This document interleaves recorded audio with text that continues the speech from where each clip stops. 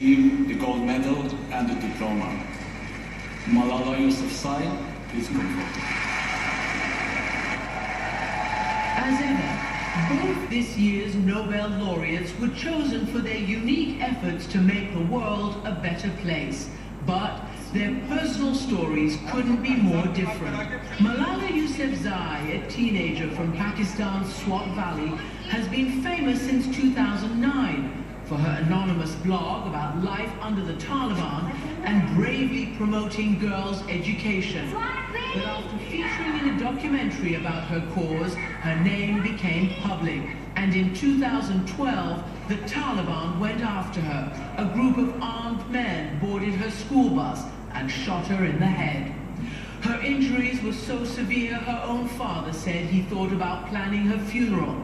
But she did survive, and while the Taliban continues to threaten her, Malala has now become a global advocate for millions of girls who are denied an education. I'm totally not afraid of death. And when I look at the support of people, then I'm sure that this cause is never going to die. That kind of courage on behalf of girls in the Muslim world has garnered Malala many awards, and now she's the youngest person ever to receive a Nobel Prize. Her co-winner is a man, a Hindu from Pakistan's sworn enemy and neighbor, India, who's been fighting his cause to end child slavery for decades. Kailash Satyarthi's organization claims that it's helped rescue more than 80,000 child laborers from 144 countries. This 60-year-old has saved children from factories, from circuses, and from brick kilns. Not to mention the sex trade. He too has faced many threats to his life as he tries to put an end to what is a multi-billion-dollar business. He started the global march against child labor, and he set up rehabilitation centers and schools for children who've been emotionally and physically abused. Each time when I free a child,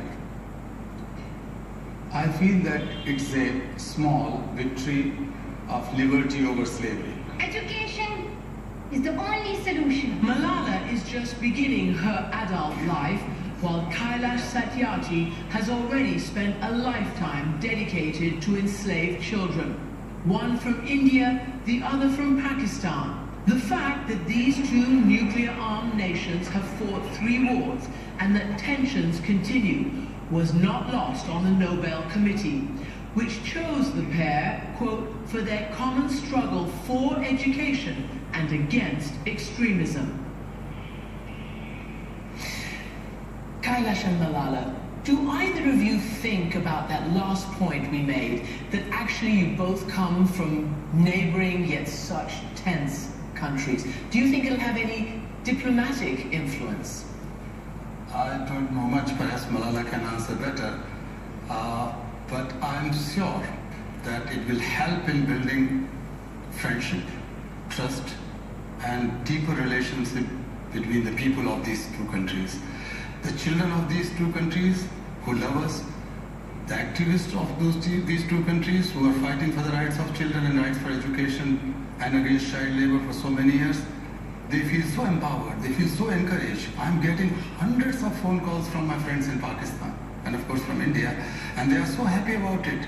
And that relationship is most important for building the peace between any nation, between 2 nations, or among many nations in the world. Does that cross your mind, the idea of the 2 nations? Well, I always wanted Pakistan and India to have good relationships because I believe that this is very important for the development of both the countries. And we can see that both the countries have this huge percentage of youth, young generation.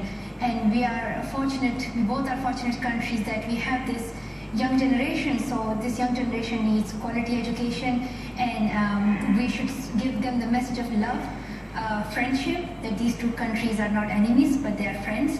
And they're just like a family, and tolerance should be there, patience should be there, and there should be love for each other.